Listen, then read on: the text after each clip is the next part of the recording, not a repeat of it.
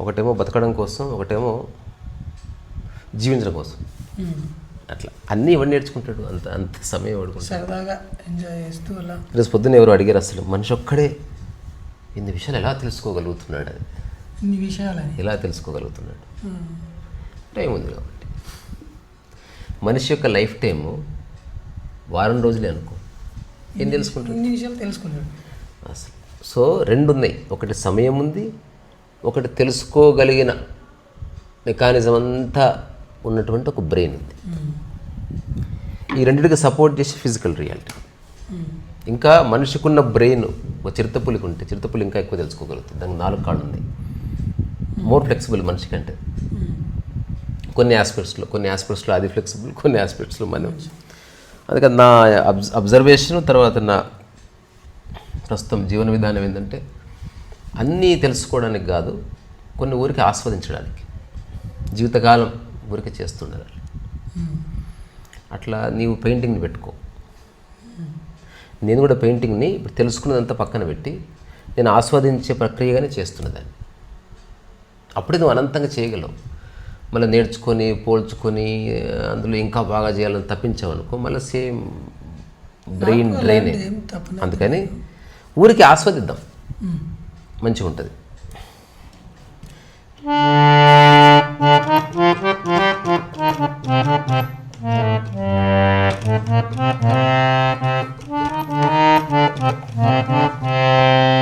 జగమే మాయా బ్రతుకే మాయా వేదాలలో సారమింతేనయా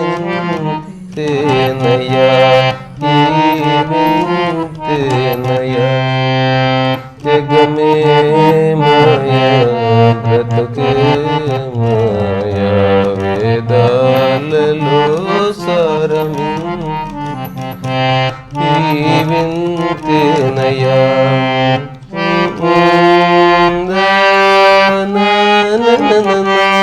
భలే ఉంటుంది. శివశంకర్ నెక్స్ట్ వాడు కలిమిలేములు కష్ట సుఖాలు కావడిలో కుందలని భయమేలోయి కావడిలో కుండలని భయమే ఆశామోహముల దరిరాని కోయి ఈ జగమే నిష్టలానందమోయ్ బ్రహ్మానందమోయ్ జగమే మాయా బ్రతుకే మాయా వేదాలలో సారమింతేనయా. ఘంటసాల గారు ఎంత మస్తు మంచి సంగీతం నేర్చుకోవడానికి మంచి టైంపాస్. వైలిన్ నేర్చుకునే ఎవరు చెప్పు నేను, హార్మోని, పియానో, ప్రతి ఒక్కరు సరదాగా కొన్ని పాటలను నేర్చుకోవచ్చు. ఈ మధ్య ఎన్నో పాటలు ట్రై చేసినది, 5వ రోజు 6వ రోజు అంతే. దీంట్లో గ్రహభేదాలు, తర్వాత రకరకాల శృతుల్లో వాయించడం ఇదంతా ఉంది. శివశంకరి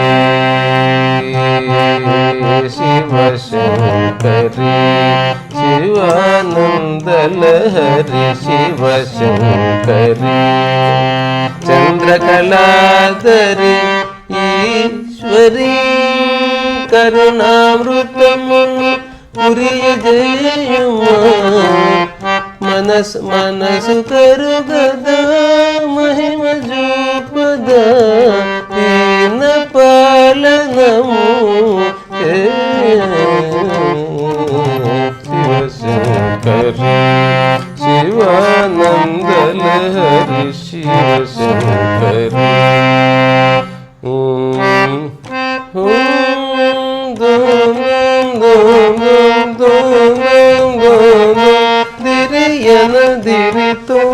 క్లియర్ ఉంది మ్యాటర్, అంటే ఇందులో తెలుస్తుంది నోట్స్. అట్లా ఇది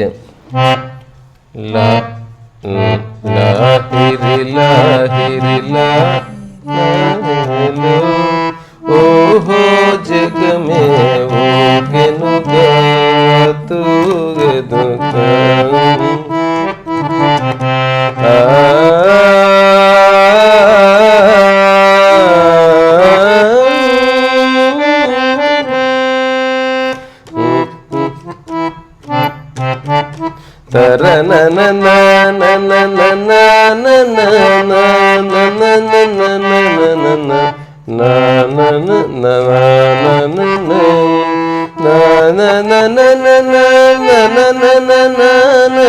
చల్లని దేవుని అల్లరిలో లాహిరి లాహిరి లాహిరిలో ఓహో జగమే ఊగెనుగా తూగెనుగా. ఏదైనా పరువనగా ఇడు తడిసేనులే పరు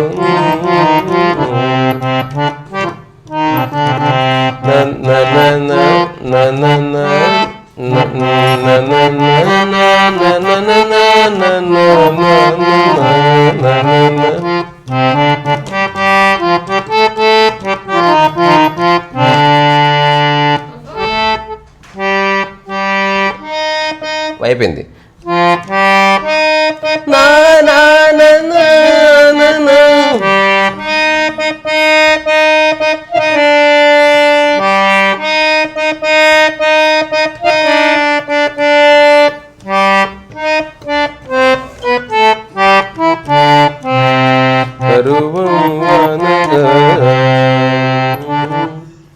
ఇంకో పాట చెప్పి లాస్ట్ పాట.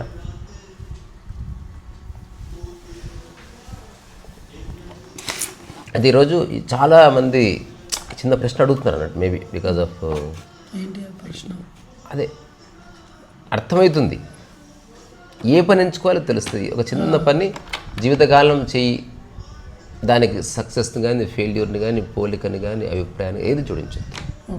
రెండోది, అది ప్రపంచంలో ఎక్కడ పోయినా చేయగలిగిందే ఉండాలి. దానికి ప్రాంతం అడ్డు కాదు, సంబంధం ఉండకూడదు దానికి.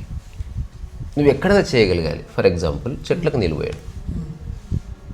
ఈ భూమి మీద ఎక్కడ పోయినా ఏదో చెట్టు ఉంటుంది, ఏదో చెట్టుకు నీళ్ళు పోయచ్చు. చెట్టుకు నీళ్ళు పోస్తే ఎవడు తిట్టడు.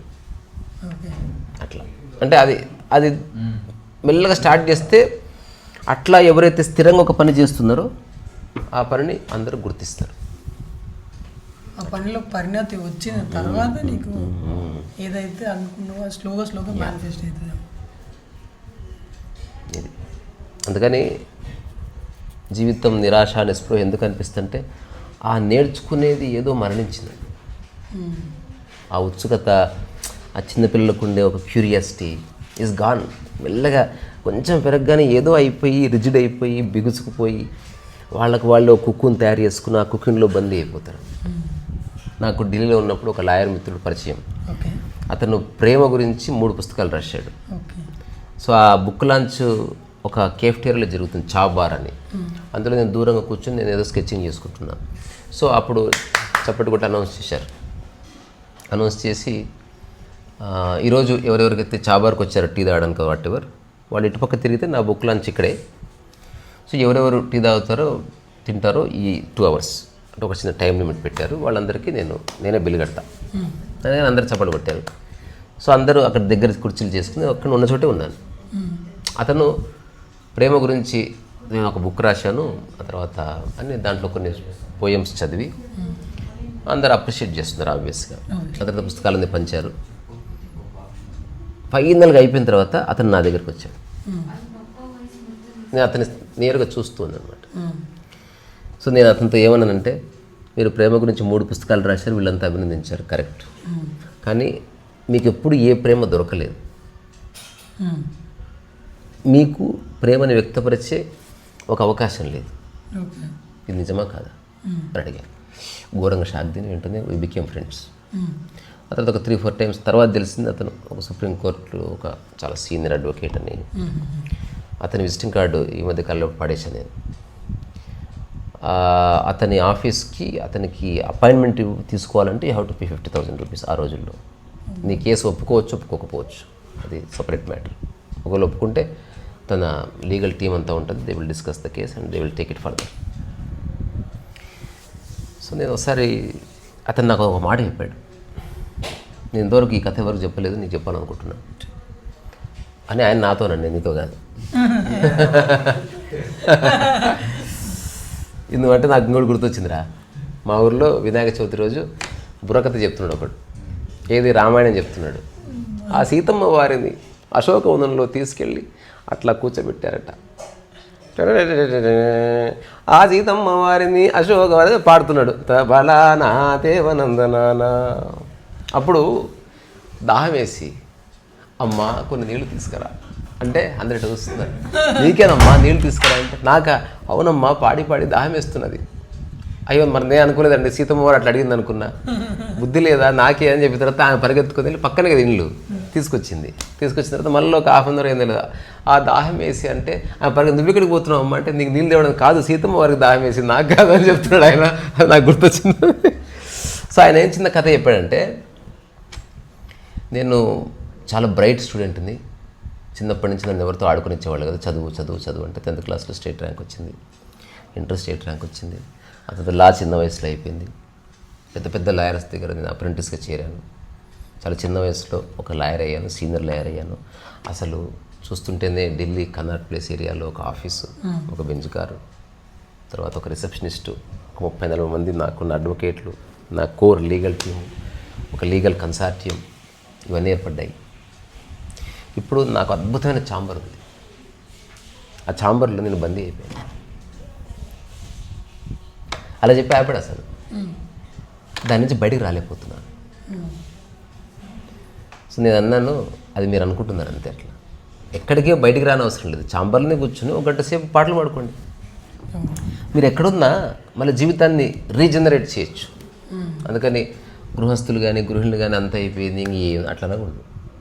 ఏదో ఒకటి నేర్చుకో, కుట్లో అల్లికలో, లేకపోతే ఏదో ఒక కార్యక్రమం, ఇల్లంతా క్లీన్ చేయి, లేకపోతే ఏదైనా చిన్న చిన్న గిఫ్ట్ ర్యాపింగ్ చేయి, ఎవరి దగ్గరికి వెళ్ళినా నువ్వే ఒక గిఫ్ట్ తయారు చేసి, ఎక్కడికి వెళ్ళినా నువ్వే ఒక పాట పాడు, నిరంతరం.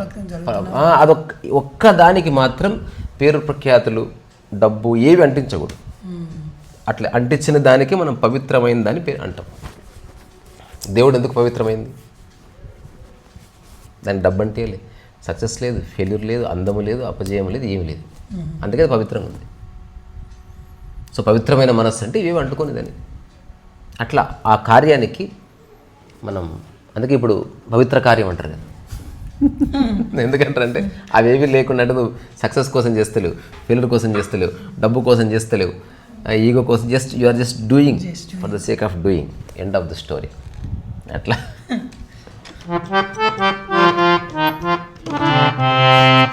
అరే పాట వాయిస్తే గుర్తుపట్టంటారా? ఒక్క లైన్ వాయిస్తే గుర్తుపట్టాలి, సరేనా? ఎవరైనా గుర్తుపట్టచ్చు.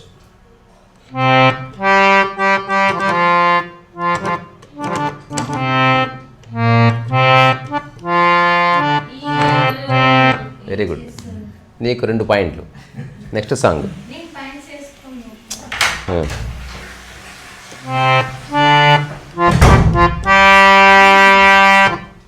ఏంది?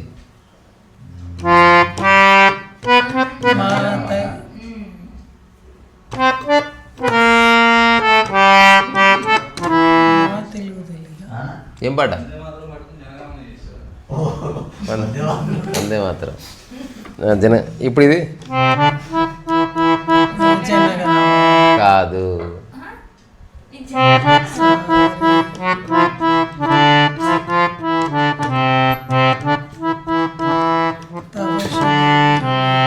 ఇప్పుడు కొత్త పాట కట్టా, అది కాదు. అది ఊరికే మిక్స్ చేసినాం. ఇదేం పాట చెప్పు? అరే టైసన్ చెప్పురా.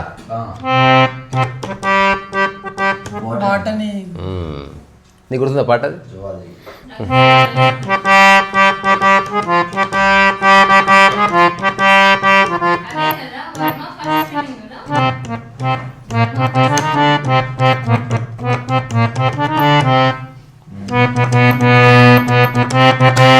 ఇది. ఇంకేదైనా పాట లాస్ట్ పాట చెప్తే ఇదేనా?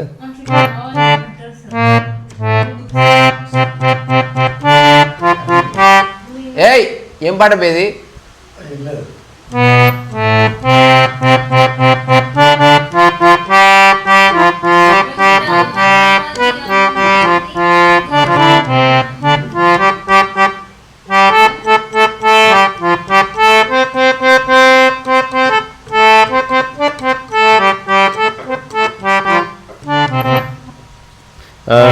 రా రా రాస క్రీడల రమణునిగాంచిన ఉల్లము జల్లుగ పొంగదటే రాగములో అనురాగము నిండిన జగమే ఊగదటే బృందావనమది అందరిది. ఒకప్పుడు ఈ టీవీలు లేనప్పుడు మంచిగా చక్కగా పాటలు పాడుకునేవాళ్ళు, వీధుల్లో నాటకాలు వేసుకున్నారు, క్రియేటివ్ మైండ్ యాక్టివ్ ఉండేది. ఇప్పుడు ఏమైంది, ఈ ఎంటర్టైన్మెంట్ వచ్చిన తర్వాత యూ జస్ట్ బికమ్ ఏమంటారు స్లేవ్. ఇప్పుడు మనిషికి ఏం కావాలి, జస్ట్ ఎంటర్టైన్మెంట్ కావాలంతే, ఏమవుదప్పా జస్ట్ ఎంటర్టైన్మెంట్, అంతకుమించి ఏమీ లేదు అసలు. జస్ట్ చూస్తూ ఉన్నారు అసలు ఏమి చేయట్లే. సో అందుకని నేర్చుకున్నప్పుడు నీవు వర్తమానంలోకి వస్తావు అన్నది నేను చెప్పాలనుకున్నాను. ఇప్పుడు చూసేవాడు స్లేవ్ అయిపోతుంది, కానీ చేసేవాడు అందుకే చేసేవాడు ఉండు. ఇప్పుడు నేను సినిమా తీయాలి ఎందుకు అనుకుంటాను తెలుసారా, ఏదో పీక్ కట్టలు కడతామో లేకపోతే మనం చేసే సినిమా చూసి ప్రపంచం మారుతాను కాదు, మనం కూడా చేయగలము, మనం కూడా చేద్దాము, యాక్టింగ్ చేస్తూ. ఇప్పుడు నేను అంటున్నా కదా, నాకు మైండ్లో ఫామ్ అవుతుంది ఛత్రపతి శివాజీ. అసలు సినిమా ఎట్లా తీస్తామో చెప్తా, ఇనుకోండి. ఛత్రపతి శివాజీ కథ సింపుల్ టెక్నిక్. మా గురువు గారు హార్మోని వాయిస్తారు, కళ్యాణ్ వసంత్ వెనక బ్యాక్గ్రౌండ్ స్కోర్, ఒకరు వైలిన్ వాయిస్తారు. ఇదంతా స్టేజ్ సెటప్ ఉంటుంది, వెనక గ్రీన్ మ్యాట్ పెడతాం. అప్పుడు ఛత్రపతి శివాజీ వస్తారు, ఏకపాత్ర అభినయం 1 hour. అప్పుడు పాడుతుంటే పక్కన హార్మోని, ఏ బ్యాక్గ్రౌండ్ స్కోర్ దానికి మనం కొంత బ్యాక్గ్రౌండ్ యాడ్ చేస్తాం తర్వాత. ఇప్పుడు బ్యాక్గ్రౌండ్లో మన ఎయిటర్ సాబ్ ఉన్నాడు కదా, అద్భుతమైన సన్నివేశాలు పెడుతుంటాడు అనమాట. ఆ రోజు ఔరంగజేబు నా లైఫ్లోకి వచ్చాడు,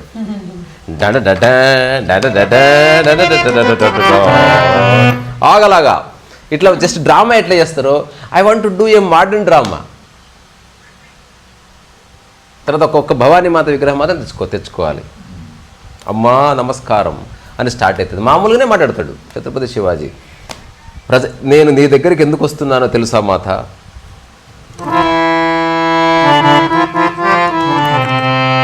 ఈ ప్రజలందరూ రాజుకు చెప్పుకుంటారు, నేను ఎవరికి చెప్పుకోను. అందుకే భవానీ మాత చెప్తున్నాను విషయం.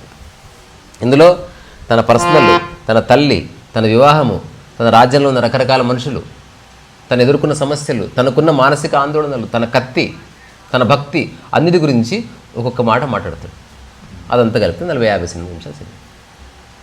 అందులో మనం కెమెరా ఎట్లా ఆపరేట్ చేస్తాం అన్నిసార్లు మొత్తం చూపించాం. కొన్నిసార్లు ఎక్స్ట్రీమ్ క్లోజప్, కొన్నిసార్లు ఇది, కొన్నిసార్లు కత్తి, అదంతా మనం అంతే. మన రామే కెమెరామెన్ ఒక చిన్న బ్యాక్గ్రౌండ్ మొత్తం పెట్టేసి కింద కూడా గ్రీన్ మ్యాట్ పెట్టి ఒక చిన్న చూసుకొని చేసుకోవాలంతే. ఇది ఒక కొత్త తరహా ప్రక్రియ. ఛత్రపతి శివాజీ, నేను ఛత్రపతి శివాజీ. యాక్ట్ ఉండదు, ఓన్లీ ఇమేజెస్ అట్లాంటివన్నీ కలిపి చేసేస్తాం. ఇంటర్నెట్ ఇమేజ్ ఉంటాయి కదా, అదంతా సింపుల్ ప్లేన్. ఒక మామూలు ఊరు డ్రామా చేసినరా అంటే నేను గొప్పగా ఏం చేస్తలేను అట్లా. ఇంకొకటి ఉంది నా దగ్గర ఆలోచన. సినిమా టైసన్ ఉన్నాడు అనుకో, ఎక్కడికి పోవాల్సి ఇక్కడ చేయొచ్చు. ఆలోచనలు చెప్తున్నా చూడండి. టైసన్ సినిమా పేరు. ఎగ్జాంపుల్, టైసన్కి సంబంధించి ఒక క్యారెక్టరు ఆల్రెడీ రికార్డ్ చేసి పెడతాం మనం మొత్తం, అదంతా స్క్రీన్లో ఉంటుంది. ఇంకొక టైసన్ రియల్. ఇప్పుడు ఈ రెండింటికి మధ్యన డైలాగ్ డెలివరీ ఉంటుంది. ఒక వ్యక్తి ఇంటికి వస్తాడు, వచ్చి ఇట్లా కూర్చొని టీ కలుపుకుంటాడు. ఉన్నావా అంటే అప్పుడు టీవీలో టైసన్ వస్తున్నా కుర్చీ చేసుకుని కూర్చుంటాడు అనమాట. ఏం సంగతి కనిపిస్తలేవు, ఏదో కొంచెం బిజీగా ఉన్నా, ఎనీ ప్రాబ్లం, టీ తీసుకుంటుంది ఏం కూడా, ఓకే లో టీవీ వస్తుంటుంది. వస్తున్నా ఇద్దరు నిజంగా మాట్లాడుతున్నారు. అలాంటి ప్రీ రికార్డెడ్ అది. దీని మీద చాలా ఫస్ట్ టైం కాదు, చాలా మంది చేశారు. సో నేను కూడా చేస్తా. వచ్చిన తర్వాత కూర్చున్న తర్వాత గుసగుసలాడు, ఇద్దరు మాడుతున్నారు. అది నిజంగా ఇద్దరు కొట్లాడతారు. టీవీ ఎత్తేస్తాడు. టీవీ ఎత్తేస్తే ఆ క్యారెక్టర్ చచ్చిపోతుంది. నేనని తెలియక నన్ను ఎత్తి కింద ఇష్టం. ఆ దుర్మార్గుడా ఏదో ఒకటి చేసి టీవీని కాపాడినా వాడు చచ్చిపోతుంది. అది పోగానే వాడు చచ్చిపోతాడు. అలాగే రమ్మను ఎవరినైనా